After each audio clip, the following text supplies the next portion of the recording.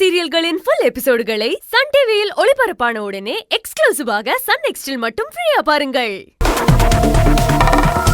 Sir இங்க வாங்க sir, இங்க வாங்க. இங்க தானே கல்யாணம்னு சொன்னாங்க. என்னங்க மண்டபம் என்கொயரியா? இப்பெல்லாம் எதுவும் பண்ண முடியாது, ஒரு 4 நாள் கழிச்சு வாங்க. ஹலோ, உள்ள கல்யாணம் ஏற்பாடு பண்ணிட்டு இருக்காங்கல்ல, அந்த மாப்பிள்ளை பையனோட அப்பாங்க நானு.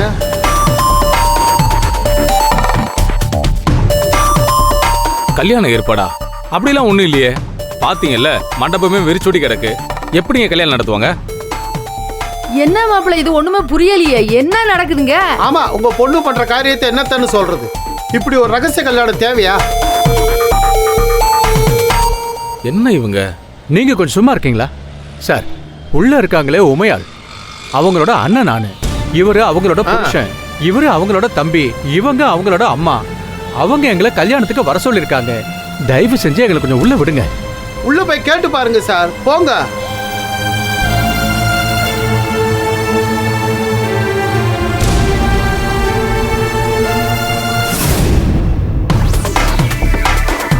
என்ன சொல்றது, எல்லாம் அந்த குணசேகரனோட ஏற்பாடு தான். நல்லதுக்கெல்லாம் அவர் முன்னெடுக்க மாட்டாரு. இந்த மாதிரி காரியம் எல்லாம் பக்கவா ஏற்பாடு பண்ணுவார். கொஞ்சம் சும்மா இருக்கீங்களா? அப்படிதான் இருக்கணும். இன்னைக்கு முழுக்க சும்மா தான் இருக்கணும். அப்புறம் சும்மா இருந்துட்டோமேனு வாழ்க்கை பூரா வேதனைப்படணும். அதுதானே என் தலையில எழுதியிருக்கு.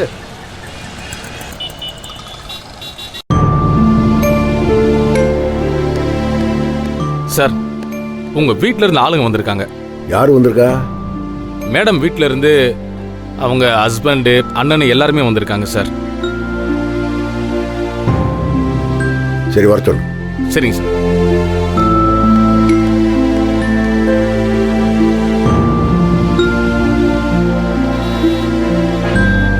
உள்ள வாங்க. உத்தரவு கொடுத்துட்டாங்களா? அவங்கள அனுப்புங்க. ரொம்ப சந்தோஷம். எப்பா, கதவை திறங்களேன்பா. காரை கொண்டு ஓரமா விட்டுருப்பா. ஜெயிலுக்குள்ள வரா மாதிரியே இருக்கு. வாங்க வாங்க வாங்க மாமியாரே, வாங்க. உங்க பேரன் பேத்திக்கெல்லாம் ஊரை கூட்டி ஒரே மேடையில 4 பேருக்கு கல்யாணம் பண்ண நினைச்சிங்கல்ல, இப்ப பாருங்க 10 பேருக்கு தெரியாம கல்யாணம் நடக்க போகுது. பெத்த அப்ப நானே செக்யூரிட்டிகிட்ட கெஞ்சி மேனேஜர்கிட்ட பர்மிஷன் வாங்கி உள்ள வர வேண்டி இருக்கு. உங்க பேரன் வாழ்க்கை ஓஹோன்னு இருக்கும்.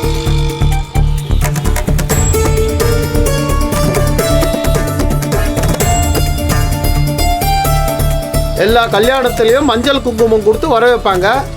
இங்க வித்தியாசமா அடியாட்களை வச்சு வர வைக்கிறாங்க. நல்லா இருக்கு சார். மேல போங்க சார், இந்த வழிதான். இங்கயா? ஆமா சார், இந்த வழிதான். போங்க போங்க. வாங்கம்மா, மேல போங்க. மச்சான், இப்படி வாங்க. நான் பேச முடியாத சூழ்நிலையில இருக்கேன். நீங்க பேசவே கூடாதுன்னு வைராக்கியத்தோட இருக்கீங்க. நீங்க பெத்த பொண்ணோட வாழ்க்கையை அழிச்சிட்டு காசுக்காக இப்படி ஒரு கேவலமான விஷயத்தை செய்யறா உங்க அக்கா. அதை கேட்க மாட்டீங்க. உங்க பொண்ணுக்காக வருத்தப்பட மாட்டீங்க. உங்க பொண்டாட்டி பிள்ளைகளெல்லாம் கடத்தி வச்சிருக்காங்கன்னு சொன்னாங்க, அதுக்கும் எதுவும் பேசாம இருந்தீங்க. அப்படியே மரம் மாதிரி நிக்கிறீங்களே மச்சான். உமையாளாச்சும் புரிஞ்சுக்க முடியுது. அவ நோக்க என்ன, எதுக்காக இதெல்லாம் பண்றான்னு வெளிப்படையாவே தெரியுது. ஆனா ஒரு சில பேரெல்லாம் எந்த லிஸ்ட்ல வைக்கிறதுனே தெரியல. அவங்கெல்லாம் நிஜமா மனுஷங்க தானே? ஒன்னும் சொல்றதுக்கு இல்லை. எனக்கு மிஞ்சறது வருத்தமும் வேதனையும் இந்த புலம்பலும் மட்டும்தான்.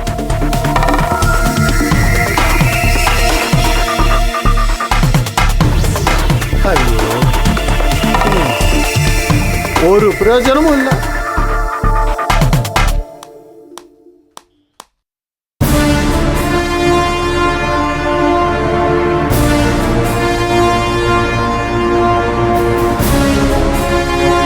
அங்கதான் இருக்காங்க, வாங்க.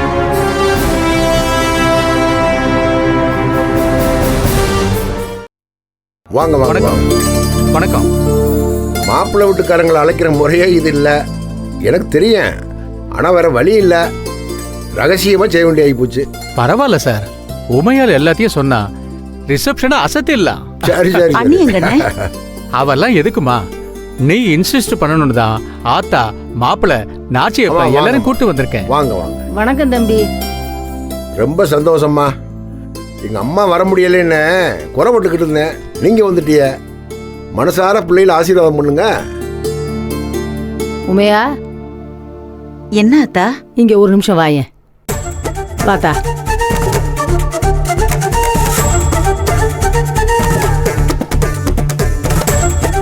என்ன அத்தா? உமையா, எதுக்கு உமையா இப்படி அவசரப்படுற?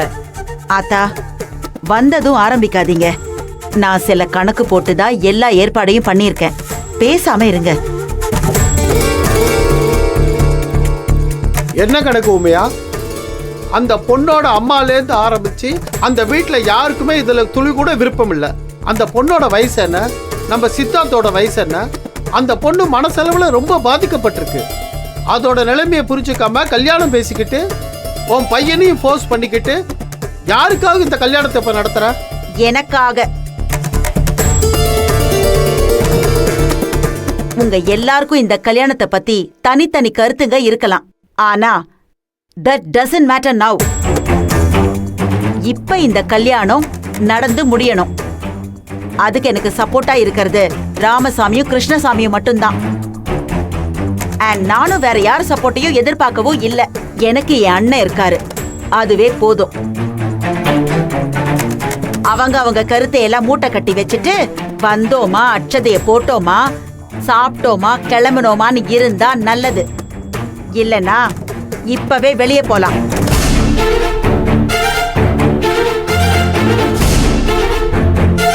இல்ல உமையா,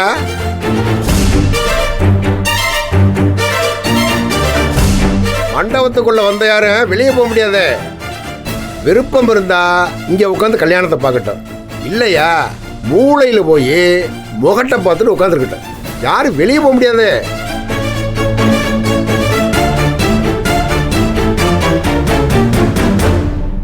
நாச்சியப்பன், இன்னைக்கு சில உண்மைகளை உடைச்சு பேசலாம்னு நினைக்கிறேன்.